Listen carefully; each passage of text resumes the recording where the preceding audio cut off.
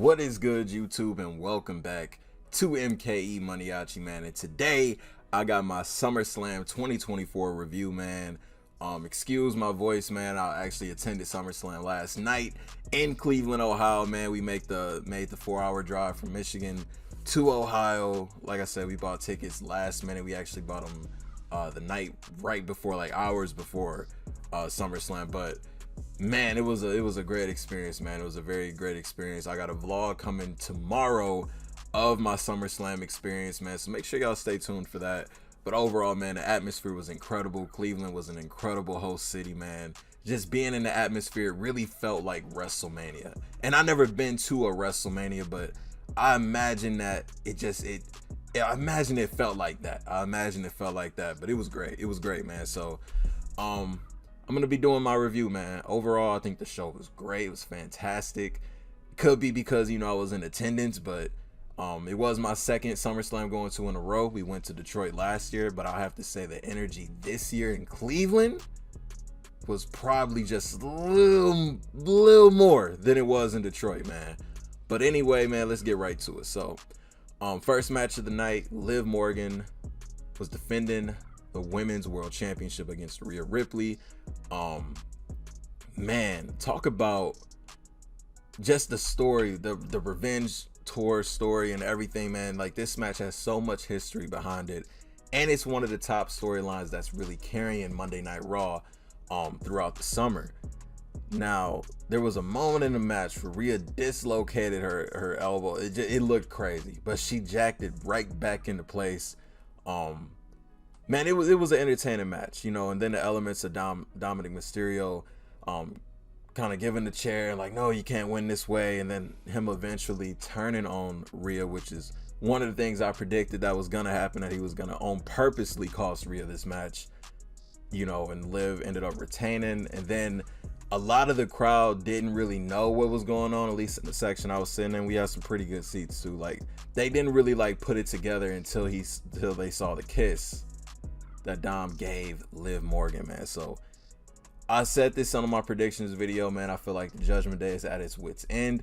I feel like it's ran its course. Now it's time for a new chapter, new era for the Judgment Day. Liv retaining was definitely a great choice. This was a great opener to have at SummerSlam, and I do not expect this rivalry to be over anytime soon. I feel like, you know, this is going to carry into Bad Blood next month.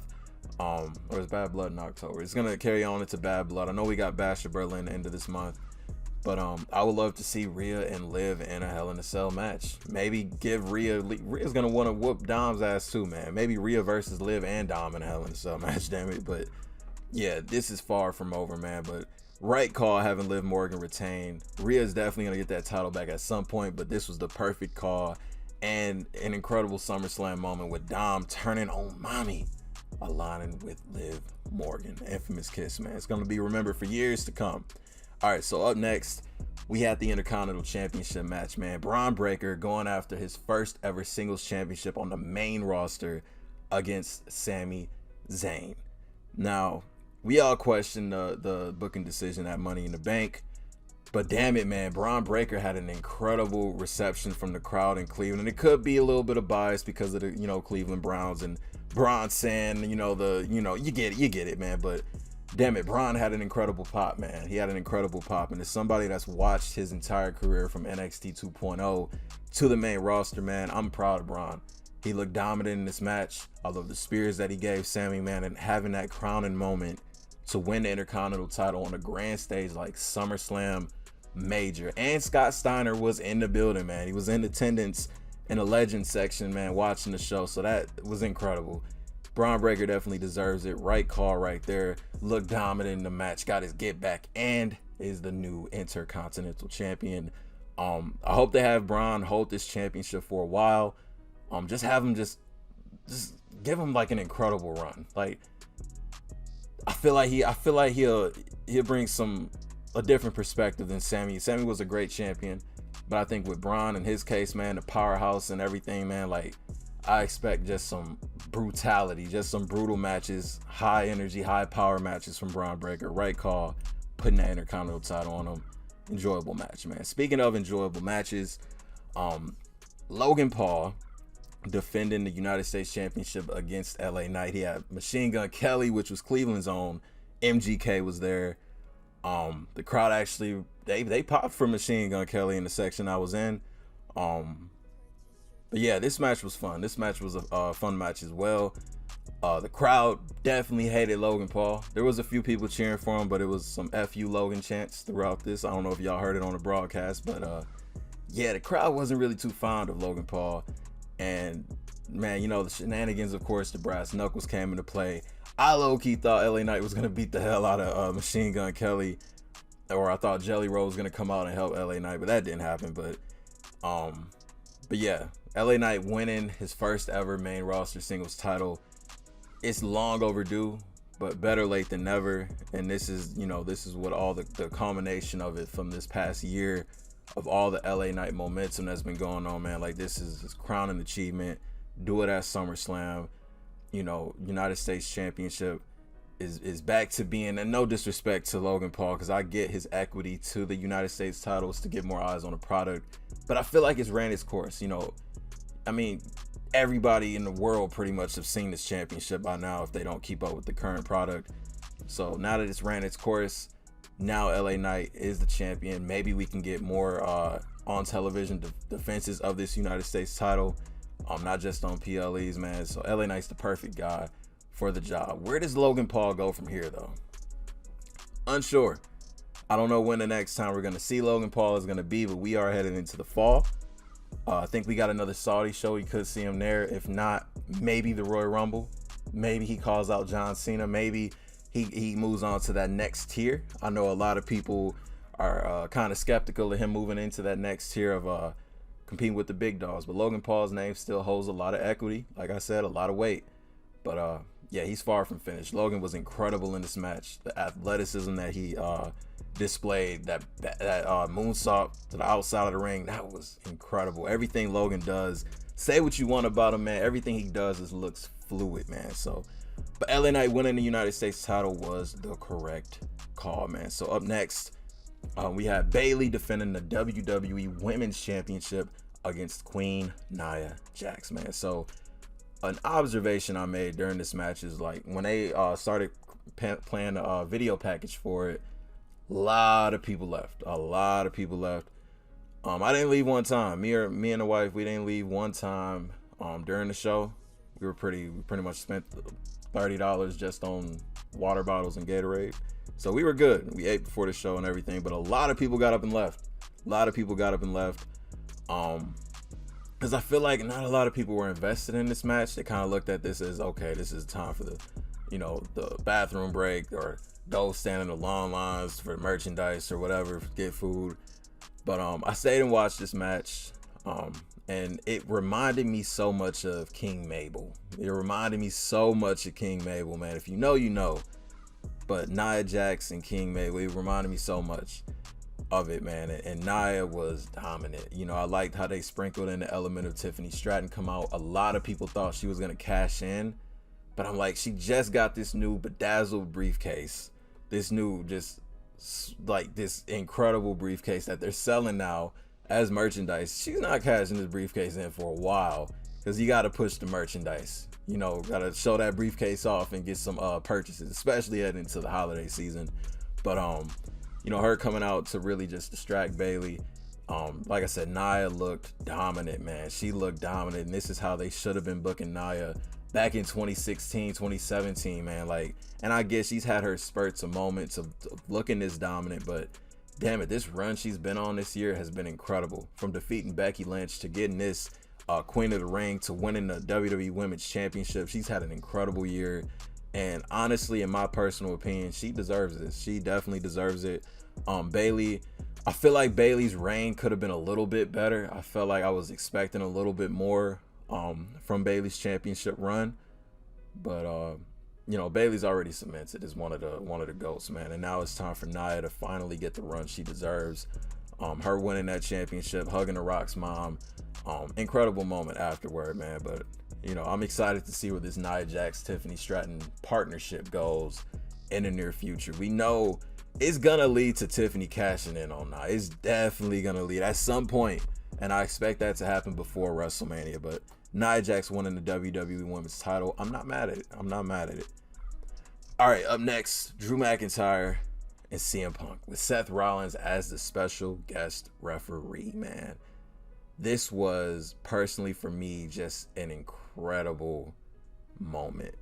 This was CM Punk's first ever match in a WWE singles match in 10 plus years on television, man. This was incredible. Just the entrance, Seth Rollins got a huge pop, McIntyre got a huge pop.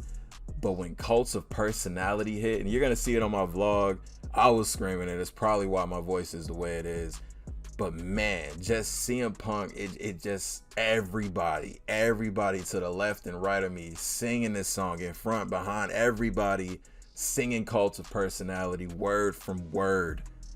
It was an incredible feeling, you know, CM Punk, especially, you know the history and just how long, like we never thought we would see CM Punk back in the WWE ring. And this match was thoroughly entertaining, man. I loved how Seth Rollins kind of, you know, had some moments where he made it about him. He, you know, ref's discretion, some things went, some, you know what I mean? And Seth stepped in and some things, some animosity towards both men. The bracelet came into play. I like that the bracelet came into play because they mentioned it so much on promos. You know, it's a bracelet that means a lot to CM Punk. Rollins even had it on.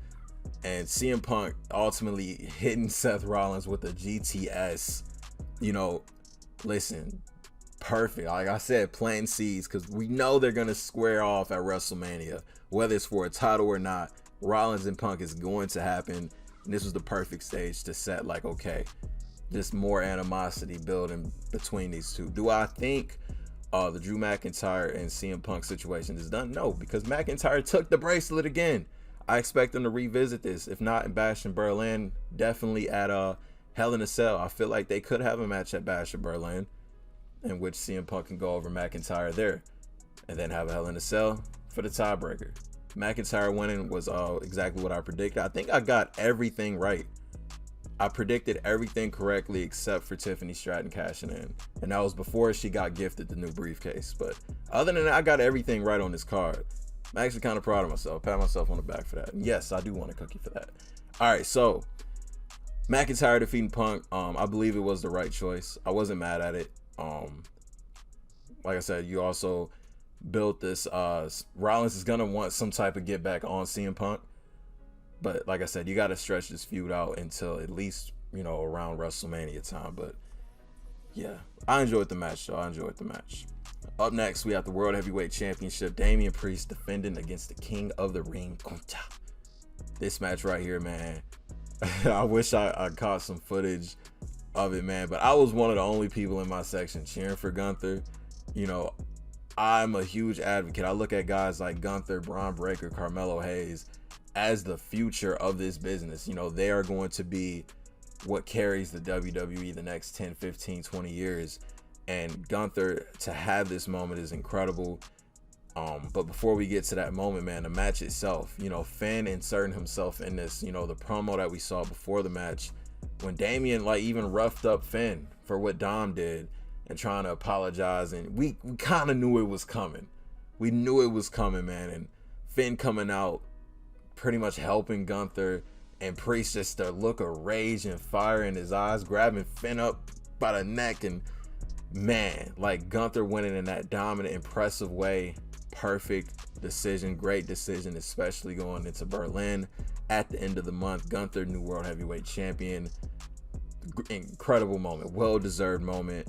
And Gunther's going to bring, I mean, in no disrespect to Priest, Priest has had an incredible run. A lot better of a run than I initially thought he was going to have. But I really enjoyed Damian Priest's run as World Heavyweight Champion. And now with Gunther as champ, you know, if you're not familiar with Gunther when he was the NXT UK champion, I expect some of that type of prestige to this championship, man. I think Gunther is the guy. No disrespect to Priest, but I think Gunther is the guy to do it, man. I would love to see him hold this championship heading into WrestleMania, man. So yeah, Gunther winning a world title, perfect decision. And once again, Finn turning on Damian Priest. Like I said, the Judgment Day is nearing its end. Finn and JD, of course, are World Tag Team Champions.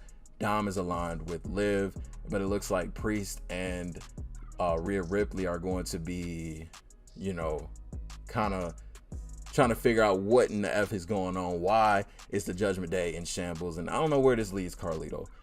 But yeah, I'm very happy for Gunther winning that championship. So on to the main events. Cody Rhodes defending the WWE title against Solo Sikoa in a Bloodline Rules match. The pop that Solo got, the pop that Pharaoh got, the pop that Arn Anderson got.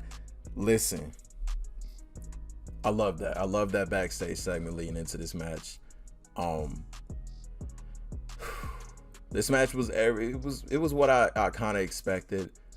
I wish we would have got a little more usage of weapons. You know, I don't know why when I hear Bloodline Rules, I'm thinking, oh, we're gonna have like a fiery table and barbed wire, and I don't know why I always think that when it's never that. But the match was still entertaining. Of course, Tonga and Tama got involved. Jacob Fatu got involved, which led to him getting injured. You know, I saw him, you know, when he couldn't stand up anymore after he splashed through that announce table on Cody. I was like, oh, he's actually legitimate hurt. And after the show, you know, he had to be helped to the back. Man. But there was some close moments in this match where I thought Solo low-key was going to win that championship. I'm like, you know, during the predictions, I'm like, Cody's going to retain. But damn it, was some close calls in that, man. And you felt the breath kind of exit the top of the stadium during those moments where we thought it was over for Cody, man. But of course, Owens and Orton got involved as well. But the ultimate moment, man, and throughout the whole night, just the Roman chants, the "We Want Roman" chants. And when that theme hit, when that Titantron turned blue and you saw that head of the table, I have been to a lot of wrestling shows. But I have never heard a pop that massive before. Never heard a pop that massive before. And when Roman Reigns came out, Superman punched Solo Sikoa and speared him. And Cody Rhodes hitting that crossroads, just that interaction that Roman and Cody had, that look, man, this was money all around the board. And seeing as this happened, I'm like, man, this is what they wanted for Roman in 2017, to get this type of reception from the audience. This is how you make him the biggest damn babyface, or one of the, I mean, Cody's still the biggest babyface, but like, this is what they wanted to accomplish with Roman Reigns back in 2015, 16, and 17, 18, even 19. They wanted that, and they never could get that reaction. But absence makes the heart grow fonder. And we saw, you know, the worst case scenario with Solo and this fraudulent bloodline running around. But Roman returning and that pop, I'm telling you, hearing that pop, I immediately just thought back to, you know, how they were really forcing Roman Reigns, like, you're gonna like this guy, you gotta like this guy, he's the guy, he's the next John Cena, he's this, he's that. But damn it, that was an incredible pop, man. So Cody retaining was expected. Where do we go from here as far as Cody Rhodes' title run? Well, there's a lot to go in, but we still got a lot of events too. Bash at Berlin, we got Bad Blood, Survivor Series. Though I could see Cody Rhodes aligning himself with Roman, maybe Jimmy, maybe NJ against this new bloodline. I could see this leading to that. But at some point, Roman does have a beef with both Cody and Solo. He got a beef with Solo because Solo pretty much X'd him out. He said Roman's not coming back. He's gone, done. I'm the new tribal chief. Roman's got a beef for that. OTC, I'm not sure. I don't know if it meant one tribal chief or only tribal chief. I didn't get a chance to check out the post show last night because we were in traffic. But Roman's gonna want his revenge on Solo Sikoa, and he's also gonna want a rematch against Cody Rhodes for the WWE title, which could happen at Bash at Berlin, depending. But maybe him and Solo at Bad Blood, and then culminating to War Games, Roman and his team versus Solo and his team. So I'm excited though. I'm excited to see where we go from here, man. WWE is hitting it out of the park. I enjoy SummerSlam. Like I said, it could be recency bias, but I think this year's SummerSlam was, I think it was better than last year's, and I went to both. But damn it, this year just felt special, man. They really did the thing on this, man. Incredible work. And just shout out to all the athletes, man. All the athletes. This was a very fun show. Shout out to Cleveland, man. Cleveland was fun. Shout out to the fans that ran into me, took pictures, man. Appreciate all y'all support. And yeah, y'all let me know y'all thoughts and opinions on SummerSlam 2024. Sound off in the comment section down below. And if you are new to the channel, hit that subscribe button for me for more wrestling related content. SummerSlam 2024 vlog will be dropping tomorrow. And yeah, man, see y'all in the next video. It's MKE MANIACI. I'm out.